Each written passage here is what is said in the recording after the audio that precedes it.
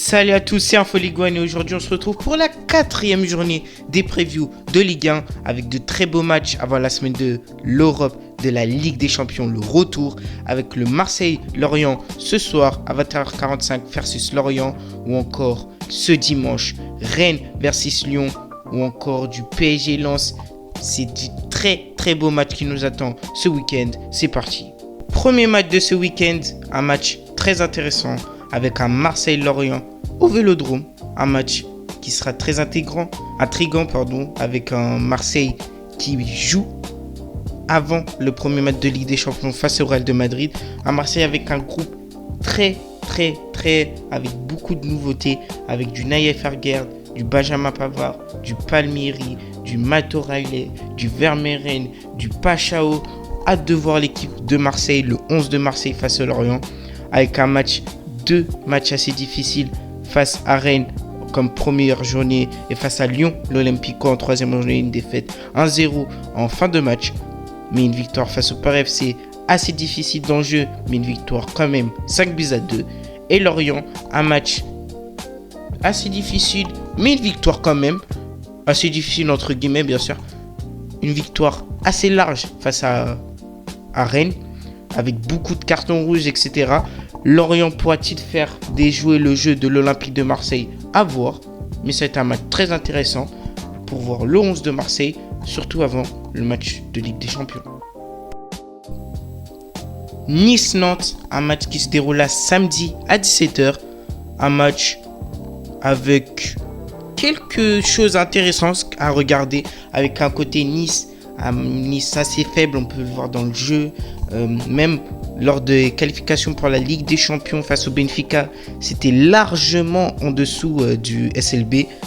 Du côté de Nantes, une équipe assez intéressante avec une attaque Ablin, ils ont réussi à le garder avec Mostafa Mohamed. C'est un match qui pourrait être intéressant car Nantes pourrait peut-être créer la surprise, surprise entre guillemets, face à Nice, surtout à l'Alliance Riviera. Moi j'annonce une bonne victoire de Nantes, 2-0, parce que Nice je les sens un peu faibles, surtout défensivement, et offensivement j'en parle pas trop, mais à voir. Auxerre-Monaco, un match que beaucoup de personnes attendent, surtout les suiveurs de Ligue 1 je pense. Monaco qui joue face à Auxerre avant un match de Ligue des Champions à 21h05 samedi. Auxerre, c'est beaucoup moins fort que l'année dernière, mais c'est quand même assez intéressant. Et du côté de Monaco, on voit quand même quelques faits de jeu intéressants, on voit quelques joueurs intéressants. Il n'y a toujours pas de quelques joueurs intéressants. Monaco pourrait faire mieux, mais on sent quelque chose un peu, même si c'est assez difficile quelquefois. À voir comment ils vont réussir à intégrer Paul Pogba qui viendra pas maintenant en tout cas, Ansu Fati qui viendra peut-être dans le groupe, parce qu'on ne sait pas encore le groupe de l'AS Monaco, mais c'est un match assez intéressant. J'ai quand même une victoire de Monaco 2-1 face au Auxerre, même si le match se déroulera à Auxerre. Lille-Toulouse, alors moi personnellement c'est un match qui m'intéresse beaucoup parce que Toulouse réussit à faire des jeux, etc. Même face au Paris Saint-Germain, ils ont tenté de faire du jeu. Ils ont fait quelques erreurs défensives et même offensivement, ils auraient pu marquer un peu plus de buts. C'est cette défaite face au Paris Saint-Germain. À voir comment vont-ils réagir plus tard, justement face à Lille. Et le LOSC qui a aucune défaite pour l'instant lors de ses 3 premières journées. Un match qui pourrait être intéressant pour Olivier Giroud et Iganam qui a fait une très grosse impression lors du dernier match. À voir avant le match en Europe. Paris Saint-Germain-Lens, c'est le match clairement qui m'intéresse le plus sur cette 4e journée devant Rennes-Lyon. Le Paris Saint-Germain, j'en parle pas trop. 3 victoires de suite assez facilement face à Toulouse, face à Nantes et là face à Lens. À voir. Lens qui avait fait un très beau match, le dernier match à Bollard, qui avait fait un très beau match. À voir comment vont jouer Thauvin, etc. Ils n'avaient pas de numéro 9. Et là, on va voir ce qu'ils vont produire comme jeu. Mais c'est un match très intéressant pour les Lensois. Et du côté Paris Saint-Germain, c'est à voir comment Luis Enrique va jouer.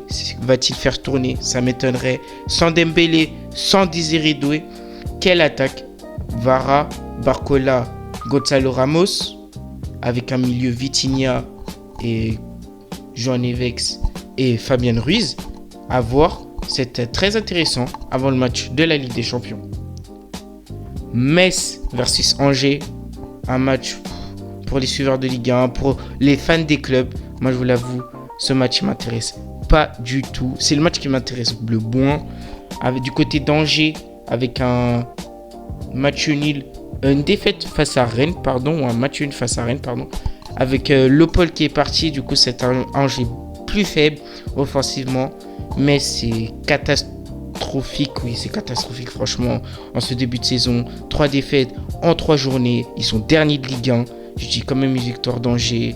Allez, 2-0, même si c'est à Saint-Symphorien.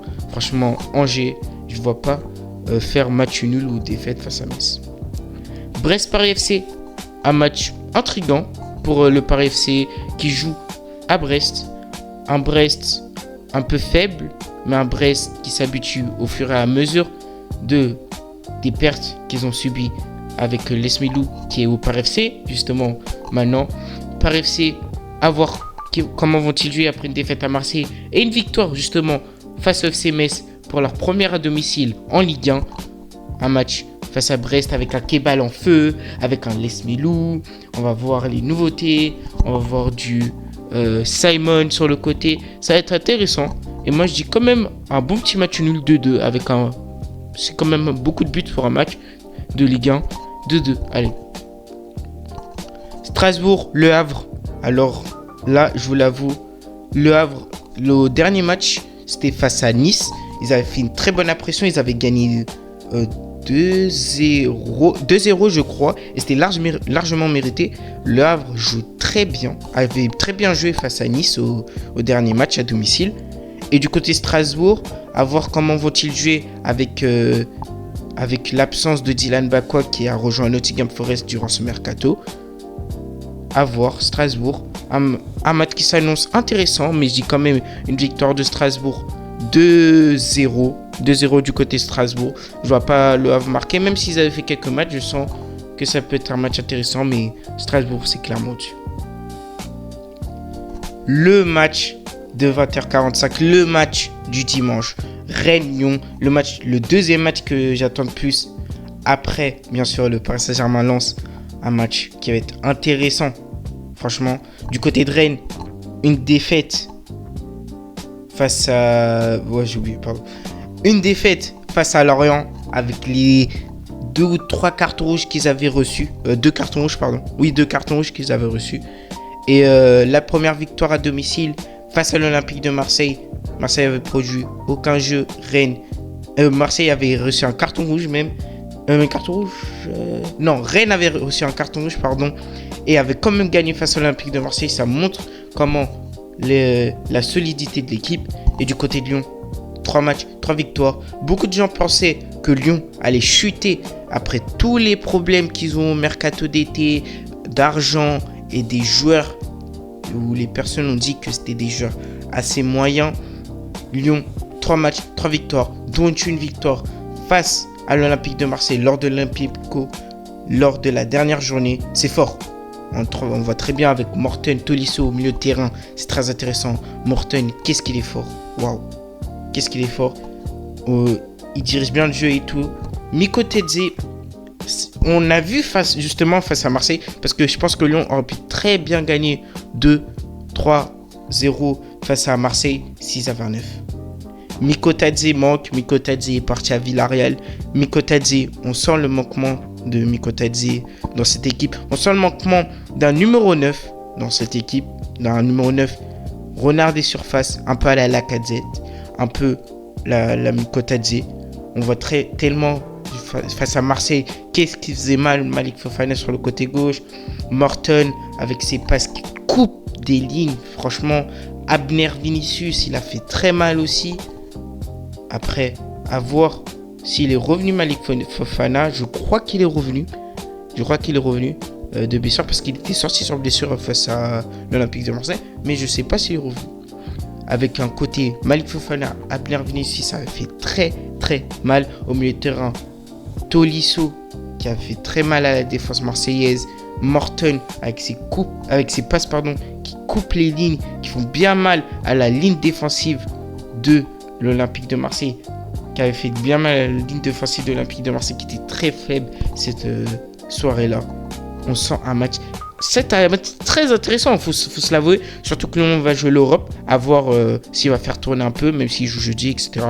Mais c'est un match très intéressant, à voir comment va jouer Rennes, l'équipe d'Abi Bey, avec Christopher Wu, Altamari, avec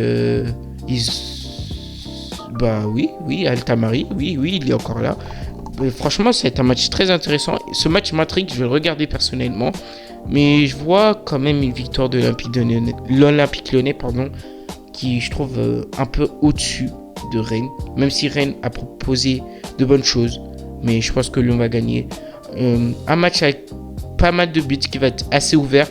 Je pense 3-2 parce que ça Rennes.